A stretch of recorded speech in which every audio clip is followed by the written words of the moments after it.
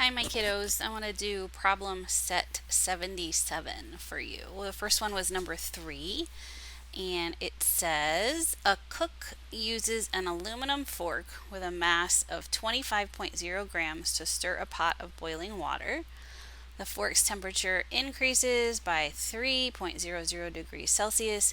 How much heat does the fork absorb? So let's figure out what we've been given first. I see a mass, right, with 25.0 grams, and I notice that it is aluminum. That's going to matter in a minute. It's right there. The fork's temperature increases by 3 degrees Celsius, so that's delta T, that's a temperature change. And the question is asking for heat. So since we're doing specific heat problems, whenever a question asks for heat, you solve for Q. So we know that specific heat equals Q over M times delta T. This is heat on top, this is mass, this is temperature change, and this is specific heat. Remember, specific heat and just heat are two different things, even though they kind of sound the same. So Q, that is our heat. That's what we're solving for. So we need to rearrange the equation to solve for Q. And when you do that, you end up with Q equals mass times specific heat times delta T. I don't know why we put it in that order, but we do. It's always MC delta T, mass times specific heat times the temperature change. So if I plug in my numbers, I plug in, let's see, my mass is 25.0 grams. So I'm going to do something 25.0 grams. I'm going to put it over 1, and I want to show you why.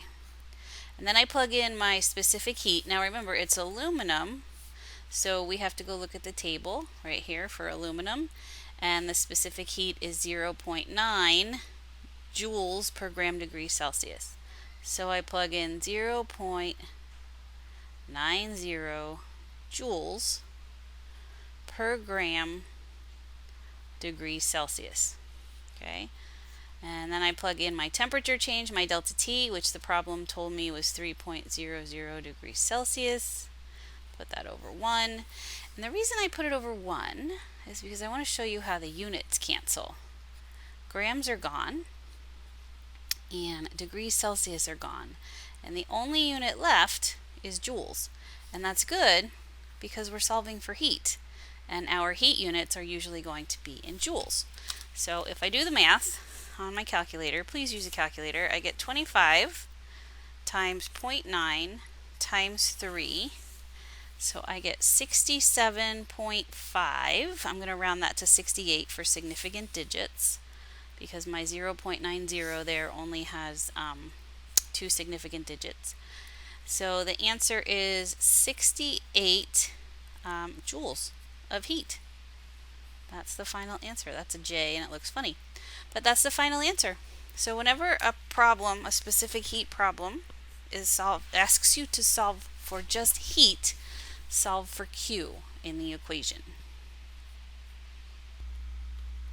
Okay, so this one is fun, and I know I'm such a dork for saying this one is fun, but I like algebra and I like solving these problems because once you get used to them, you feel really successful solving them because they're not as hard as they look. They are to start, I know, because you're not used to them, but once you practice them, you'll see that they're not that bad. So here we have a question that says, again, this is problem set 77, number 4.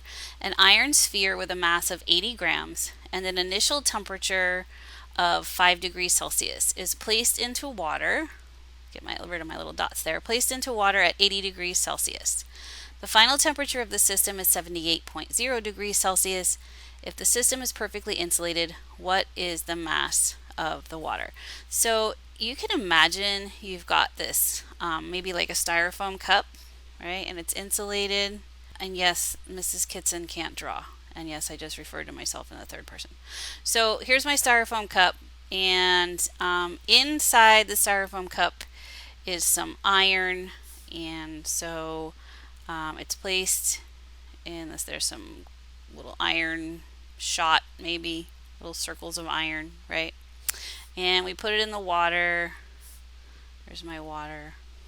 Okay, so the iron initially was 5 degrees Celsius. So this is the initial, let me do brown, right? Because that's what we were working on before. This is the initial temperature of the iron. So Ti is the initial temperature. It's placed into the water, and the water is 80 degrees Celsius. So it's hot. 80 degrees Celsius is 20 degrees away from boiling. So that's hot water there. And then, so the iron, imagine if you will, imagine the iron was outside, maybe in a test tube, and it was at 5 degrees Celsius. And then someone poured it into the hot water and it sunk to the bottom. Okay, so that's where we are now.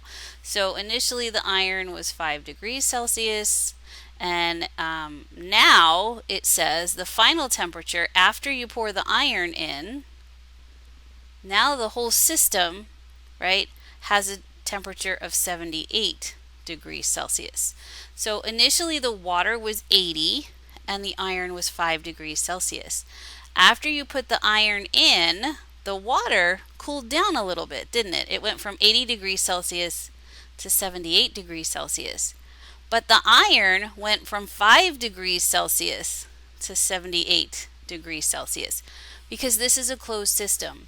Imagine, if you will, that once you put the iron into the styrofoam cup, you put a lid on it. And if you put a lid on it, no heat can escape. So it becomes this closed system where the water and the iron end up equilibrating at the same temperature. So the water cooled down a little bit, the iron warmed up quite a bit, right? The iron went from, let's do the delta T of the iron. The iron went from, or the delta T would be final temperature minus initial temperature. So what is that? 78 minus 5 is 73 degrees Celsius. That's how much the iron changed. Okay, so we know the delta T of the iron, and we know the delta T of the water. Remember, it's final temperature minus initial temperature. The water's final temperature was 78 minus its initial temperature. So the delta T is negative 2 degrees Celsius. So we have the delta T of the iron. That's going to come into play, maybe. And we know the temperature change of the water. That might come into play in a little bit. And we also know the mass of the iron. I'll put that right here. The mass of the iron. Whoops, let me change that. I'm out of room there. Let me make it, I'll put it right here. The mass of the iron is 80.0 grams. And we also know the specific heat of iron right here, right? The specific heat of iron is 0.46 joules per gram degree Celsius. So I have, here I'll color code it. Maybe that'll make everybody happy. I have my delta T of my iron, I have the mass of my iron, and I have the specific heat of my iron. So if I have those three things, I can solve for Q for the iron, right? The Q of the iron. I'll make that bigger. Q of the iron. In other words, how much heat did the iron gain so that its temperature went from 5 degrees Celsius to 78 degrees Celsius? We can actually calculate that with all of this other information. So remember, Q is equal to M times C times delta T. Now we're working with iron here, so we're going to plug in iron's numbers. The mass of the iron was 80.0 grams. I'm going to put it over 1 so we can cancel our units. The specific heat of iron from the table is 0.46 joules per gram degree Celsius. And the delta T of the iron was 73 degrees Celsius. My grams cancel, my degrees Celsius cancel, and if I do the math, I end up with 80 times 0.46 times 73. I lost some significant digits along the way. I'll put them back here. But we end up with 2,686.4 joules of heat were gained by the iron to raise its temperature up to 78 degrees Celsius. Back up top, this number has 3 sig figs, this number has 3, this number has 3, and this number has 3. So ultimately, my final answer, when all of is said and done, I'm going to round my answer to 3 significant digits. So, but what am I really looking for here? I'm not looking for the heat gained by the iron, the 2,686.4 joules. I'm trying to get to the mass of the water. So here's where this gets fun. Alrighty, so we just calculated, if you want to take a look at what I did, I just moved the whole thing up. Here's the original question. So what we did was we calculated from the information given, we were able to calculate the heat gained by the iron. This came out to be a positive number right here. So, and that makes sense. I mean, if you think about it, right? The iron, whoops, should do brown. The iron went from a temperature of 5 degrees Celsius up to, I think, 78 degrees Celsius. So it got warmer, which means it had to have gained heat, and we just calculated exactly how much heat it gained. 2,686.4 joules of heat were gained by the iron. It warmed up. Now, the water, delta T, the delta T of the water, the temperature change of the water we calculated earlier was -2 degrees Celsius. We did that right here, -2 degrees Celsius. What else do we know about water? Well, if water is 4.18 joules per gram degrees Celsius. Okay, that's just something that you get to memorize time and time again because you use water a lot in these calculations. And what else do we know? We know the Q of the water. How do I know the Q of the water? Well, this is where it gets fun.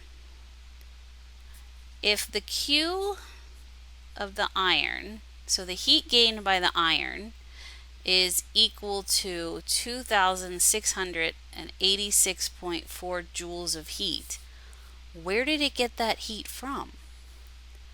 It didn't heat up until we actually put it in the water, right? So if the iron gained 2,686 joules of heat, the water had to have lost 2,686 joules of heat. And that's exactly what happened.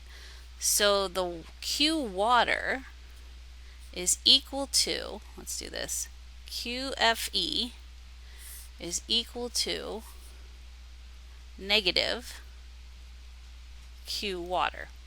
Okay, so if the iron gained 2,686.4 joules of heat, that means that the water had to lose 2,686.4 joules of heat. So now we have the delta T of the water. We have the specific heat of water because we just know that. It's a given. And we have the Q, the heat given off by the water. The heat lost 2,686.4 joules. The iron gained it. That's why this number here is positive and this number here is negative. So let's plug in what we know. Remember, our equation is Q equals M times C times delta T. I am solving for mass. Remember that was the original question? Whoops, I didn't mean to draw a line through that. The original question was asking me for the mass of the water. So now I can find the mass of the water. Move that back up. Alright, so Q equals MC delta T. Let me rearrange to solve for mass, in which case I get mass is equal to Q divided by the specific heat times delta T. And if I plug in my numbers, I'm going to plug in negative 2686.4 joules. And I'm going to divide that by the specific heat of water, which is 4.18 joules per gram degrees Celsius. And I'm going to multiply that by the delta T of the water, which is negative 2 degrees Celsius. And let's see what cancels. My joules are gone. My degrees Celsius are gone. And if I do this math, I get negative 2686.4 divided by, now I'm going to put the whole thing in parentheses on my calculator, right? And I'm going to multiply right here. So I end up with divided by 4.18 times a negative 2. I hit enter and I get 321 grams of H2O. That's my final answer. Alright, you can do the math for question 5 if you want to, but you could actually answer it without doing any math. A scientist adds the same amount of heat to 50 grams of water and 10 grams of silver. Which material's temperature will increase the most? Use the table above. Explain your answer. So, you know that silver is a metal, right? And if you look at the table, silver has a specific heat of 0.24, while water's specific heat is 4.18. Water has a much higher specific heat than silver. So that just tells you that water is not going to change its temperature as quickly as something with a lower specific heat. And we all know that silver is a metal, and from experience we all know that metals tend to transfer heat or conduct heat pretty quickly. So you can answer this just by reasoning it. The water's temperature will change much less than the silver. Alright, for number 6, the question is, a scientist suspects that an unknown liquid is water. She adds 100.0 joules of heat to 50 grams of the liquid, and its temperature increases by 2.5 degrees Celsius. Is the liquid water? Explain your answer. So what do we know? We know that she adds 100 joules of heat. So that's my Q. We know we have 50 grams of the liquid, so that's my mass, my M. And the temperature goes up by 2.5 degrees Celsius, so that's my delta T. And we want to know, is the liquid water? Well, specific heat, right, is specific to certain substances. It's like an identifier of a substance. So, and we know that the specific heat of water is 4.18. So if we do the math and we solve for C and we get 4.18, then the scientist will know that she's got water. So let's do the math. So C equals Q over mass times delta T. We'll plug in our Q, which is 100.0 joules. Plug in my mass, which is 50.0 grams, multiplied by our delta T, which is 2.5 degrees Celsius. And if I do all of that, notice none of my units cancel. That's good because we're solving for specific heat. I do 100 divided by, and make sure when you type this into your calculator, you put parentheses around this whole thing. Do order of operations, right? So 50 times 2.5 and parentheses, and I get 0.8